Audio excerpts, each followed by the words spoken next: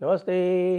आप सभी से अनुरोध है कि कृपया हमारी चैनल को सब्सक्राइब करें, वीडियो को लाइक करें, शेयर करें और ऊपर दिख रहे क्यूआर को स्कैन करते हुए हमारे इस राष्ट्रवादी हिंदू इकोसिस्टम को सुदृढ़ बनाने में हमारी सहायता करें। सब लोग ये पूछ रहे हैं कि भाई ये बताइए कि भारत ने साफ साफ किराना हिल पे क्रूज़ मिसाइल दागी, ये सबको दिख रहा है, वीडियो उपलब्ध है और वो वीडियो ये भी सिद्ध किया जा चुका है कि भाई फॉरेंसिकली वो वीडियो मेडअप नहीं है, वो कोई बनाया हुआ नहीं है, वो ऑथेंटिक वीडियो। तो फिर भारत ने मना क्यों किया? भारत ने यह स्वीकार करने से मना क्यों किया कि किराना हिल्स पर उन्होंने, इसका अब भेद कुछ कुछ सामने आ रहा है और उसके बारे में बात करेंगे। उससे पहले आपको ये देखिए, अगर आप टाइमलाइन देखेंगे तो टाइमलाइन से आपको साफ साफ दिखेगा कि भारत ने ये जो इनके न्यूक्लियर इंस्टॉलेशंस थे उन पर सभी पर, चाहे वो उनके न्यूक्लियर इंस्टॉलेशन हो, चाहे वो उनका न्यूक्लियर कमांड सेंटर हो या फिर न्यूक्लियर लोडिंग साइट्स हों, जी हाँ, जैसे सरगोधा और जैकोबाबाद, वहाँ पर उनके न्यूक्लियर वेपन्स स्टोरेज और वहाँ से F-16 दोनों में ही F-16 में न्यूक्लियर मिसाइल इनेबल्ड F-16, वहाँ से F-16 लेके उड़ने के लिए तैयार रहने के लिए उनको बनाया गया था वहाँ पे। तो भारत ने पहली रात यानी कि आप देखें कि 7 और 8 ये टाइमलाइन है, 7 और 8 की रात में भारत ने स्ट्राइक किया और स्ट्राइक करके जो 9 आतंकवादी अड्डे थे वो उड़ाए। उसके बाद फिर रात में जब पाकिस्तान ने अटैक शुरू किया, ड्रोन भेजना शुरू किए 8 तारीख की रात में, तो आपको याद होगा कि भारत ने जब जवाबी कार्रवाई आरंभ की, तो जवाबी कार्रवाई जब आरंभ की उसमें 2-3 नाम पहले शुरू में आए थे, लेकिन बाद में वो गायब हो गए। और अब मुझे जानकारी मिल रही है कि भाई उन नामों को भारत ने स्वयं भी शेयर नहीं किया और एक ये भी कहा कि भाई इन नामों को आप मत शेयर कीजिए। मीडिया को एक मैसेज भी गया। वो कौन से नाम थे जो आप यदि देख रहे हैं इसको आरंभ से, तो आपको याद होगा 3 नाम आए थे कि साहब काहूटा पे ड्रोन हमला, काला चिट्टा पे ड्रोन हमला और अटक पे ड्रोन हमला। ये 3 बातें जो थी वो सीधे सीधे सामने सामने आई थी। ये तीनों जगह क्या है? ये जो अटक वाला मामला है उनका फतेह जंग एक उनका न्यूक्लियर बेस है, या उसको कहें कि वो न्यूक्लियर मिसाइल बेस है, और वहाँ से जो इनकी जो न्यूक्लियर मिसाइल है वो चलाई जाती। पहले दिन उसके ऊपर ही सीधा सीधा हमला कर दिया था। और काला चिट्टा जो है वो भी रावलपिंडी के पास में ही है। काला चिट्टा में भी वहाँ के उनके न्यूक्लियर मोबाइल लॉन्चर वगैरह का वहाँ पर हाउसिंग है, वो करते वहाँ से होता है। काहूटा क्या है? काहूटा वहाँ है जहाँ पे वेपन्स फैब्रिकेट होते हैं। तो पहले दिन ही ये ड्रोन स्ट्राइक्स हो गई थी। उस ड्रोन स्ट्राइक्स के साथ साथ ये अलग बात है कि वो रेडार जो है वो लाहौर और गुजरांवाला वाला जो रेडार साइट्स थी वो रेडार ख़त्म कर दिए गए। तो उसके बाद फिर ये बिल्कुल आधे ब्लाइंड वैसे ही हो गए थे। और अगले दिन जब इन्होंने, यानी कि 9 और 10 की जो बीच की रात थी, 9 और 10 तारीख के बीच की रात में जब मिसाइल चलाई, मिसाइल क्यों चलाई इन्होंने? फतेह 1 और 2 मिसाइल्स इसलिए चलाई क्योंकि इनको लग रहा था कि साहब कि यहाँ तो हमारे न्यूक्लियर वेपन्स के जो गढ़ हैं, जो हमारे जो इंस्टॉलेशंस जो हैं, मेन इंस्टॉलेशंस हैं, उनके ऊपर हमले हो रहे हैं। तो उन्होंने मिसाइल चलाई और वो मिसाइल इंटरसेप्ट हो गई, वही वाली मिसाइल जो सिरसा के ऊपर इंटरसेप्ट हुई, और वो हमारे MR साहब ने 2 प्रोजेक्टाइल मार के और उसको इंटरसेप्ट कर दिया। MR साहब की 2 प्रोजेक्टाइल से मार के नष्ट करने की क्षमता जो है वो 99% से 99% बताई जाती है। इसके बाद जब वो उन्होंने मिसाइल चला दी तो फिर इधर से ब्रह्मोस A चली, यानी ब्रह्मोस एयर फायर्ड ब्रह्मोस चली, और साथ में और भी कई जगह स्कैल्प और हैमर ये सब चले वेपन्स।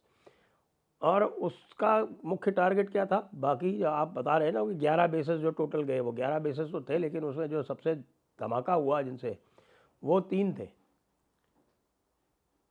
सरगोधा के साथ में किराना। और सरगोधा जो है वो F-16 का बेस है, F-16 वहीं सरगोधा किराना में इनका जो है वो न्यूक्लियर सेफ हाउस है, जहाँ पर न्यूक्लियर वेपन्स स्टोर किए जाते हैं। इन न्यूक्लियर वेपन्स के साथ में ये जो बॉम्ब्स हैं, न्यूक्लियर बॉम्ब्स, ये न्यूक्लियर बॉम्ब्स होते हैं जिसमें फिसाइल मटेरियल होता है। वो जब ट्रिगर होता है तो वो ट्रिगर होके न्यूक्लियर ब्लास्ट होता है, इसलिए उसको न्यूक्लियर बॉम्ब कहते हैं। एक साथ में होता है डर्टी बॉम्ब।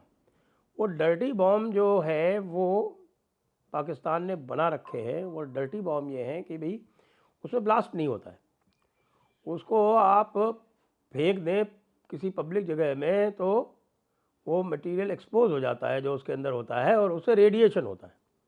अब इस रेडिएशन का पता तुरंत नहीं चलता, लेकिन रेडिएशन के कारण जो वहाँ की जनता होती है, वहाँ कंटेमिनेशन हो जाता है, वहाँ के जल स्रोत कंटेमिनेट हो जाते हैं, वहाँ का ज़मीन कंटेमिनेट हो जाती है, और रेडिएशन की वजह से तरह तरह की बीमारियाँ फैलने लगती हैं। लोगों को स्किन डिजीज़ होने लगते हैं, स्किन कैंसर्स होने लगते हैं, और एक प्रकार से आप ये देखिए कि जनता की जान माल का भारी वहाँ पर नुकसान होता है। और फिर वहाँ पर वो जगह जब डिटेक्ट होता है वहाँ पर रेडिएशन, तो उस स्थान को एक प्रकार से इवैक्यूएट करना ही उसका लॉन्ग टर्म हल है। तो उस स्थान को आपको 3-4 वर्ष तक आपको खाली रखना पड़ता है। याद कीजिए शर्नोबिल में क्या हुआ था। जो शर्नोबिल प्लांट, जिसके कारण ये कहा जाता है कि भाई 1988 में जब वहाँ पर विस्फोट हुआ था तो वो पूरा इलाका बंजर हो गया था, पूरा इलाका जो है खाली करवाना पड़ा था। इस तरह से ये आपके जो फुकुशिमा न्यूक्लियर प्लांट, यहाँ जब सुनामी आई थी और सुनामी के बाद जापान में जो इनका फुकुशिमा न्यूक्लियर प्लांट था उसमें रेडिएशन लीक हो गया था, तब वहाँ भी पूरा का सब खाली कराना पड़ा था।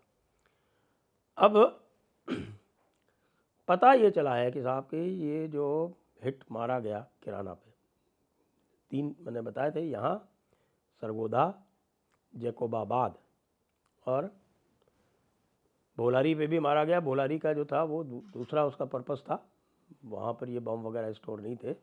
लेकिन जैकोबाबाद जो था वो यूएस का जो पूरा स्टाफ वहाँ पर F-16 को सपोर्ट करने के लिए रहता था, पूरा मेंटेनेंस स्टाफ वो सारा का सारा जैकोबाबाद में रहता था, और जैकोबाबाद में भी न्यूक्लियर स्टोरेज प्लांट था।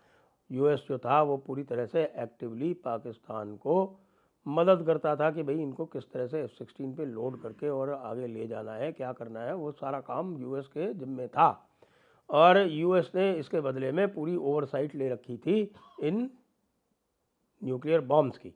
यानी कहने का अर्थ ये है कि भाई न्यूक्लियर बॉम्ब्स जो हैं वो लॉन्च नहीं हो सकते कम से कम जैकोबाबाद से बिना यूएस के इंटरवेंशन के, बिना यूएस की परमिशन के।